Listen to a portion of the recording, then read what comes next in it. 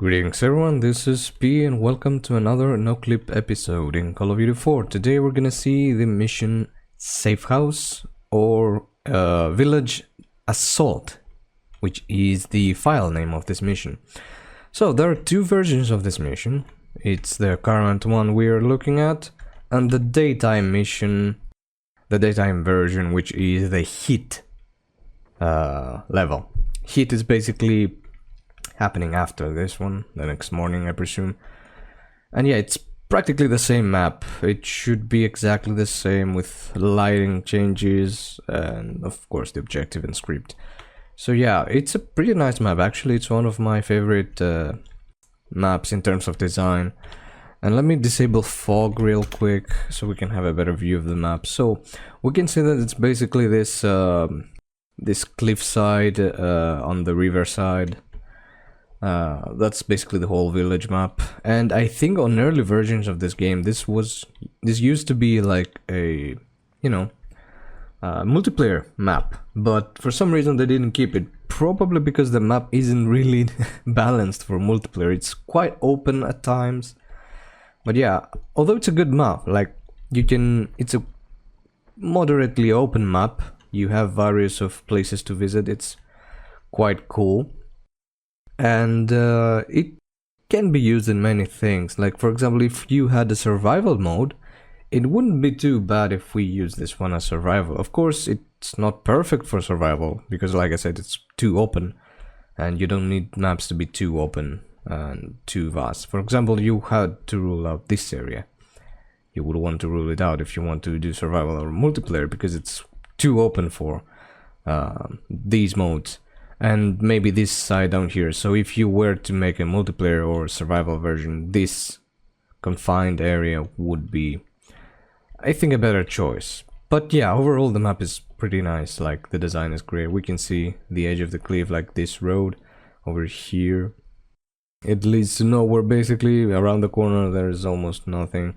You see the farmlands, the furthest edge you can go, like it's around here. You can see, yeah, let's go here for example. You can see that you can't really see the edge of the map. There's also fog, which I have disabled now. You can't really see the edge of the map. It's nicely covered, like last time. Now, I mean, let's address the elephant in the room. Like, this area here, if you have watched the Hunted mission Noclip episode, I briefly noted that an area looked extremely similar to this area. So what it seems is that the Hunted mission reused this part of this map. So it's very possible that they copied this area to the Hunted map, to the Hunted mission. And why I said this in the other episode as well, and I'll say it now. Why I think that this area came from here to Hunted and not from Hunted to here is because when we explored it in Hunted, we saw props like these in a far out of map area, which is where this area is used for. It's not used for an in-map area, it's used for a far out of map detail area. So I don't see a reason why they would put props like these that far out of the map. So that's my theory as for why this area came from here and not from Hunted. And of course the terrain here, this is an objective part of course, and it makes sense to use this as an objective area instead of a reused area. Now I accidentally triggered some events. Now yeah, speaking of events and script, this mission has you searching houses and finding Al-Assad. Now there's a very interesting thing about this map.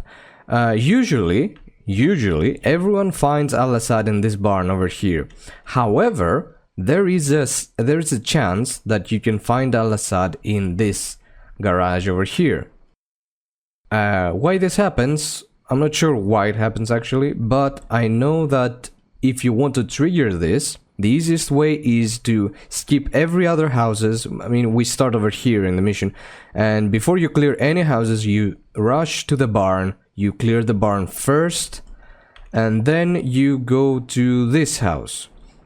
This is probably done because the developers knew that if you played this map one time, you would know that Al-Assad is here, so you would, if you wanted to play this map again in your second or whatever playthrough, you would rush to the end and skip all the missions. So I guess they wanted to give a more interesting vibe to the map, like give some replayability, dare I say, and not make things that linear, because there's a whole lot on this map to explore.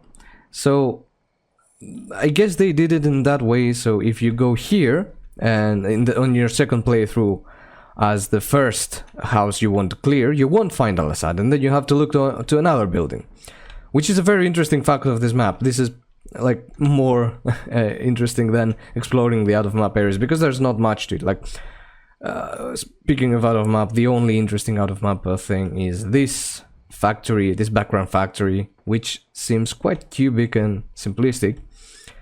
But it's pretty cool as an out-of-map detail. It's pretty nice, I like it.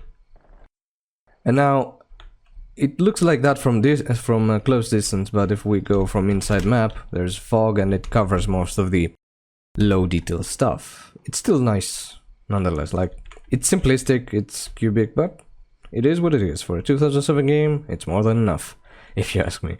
Now, I don't know if it's this map or the other map. There's something down here that people know.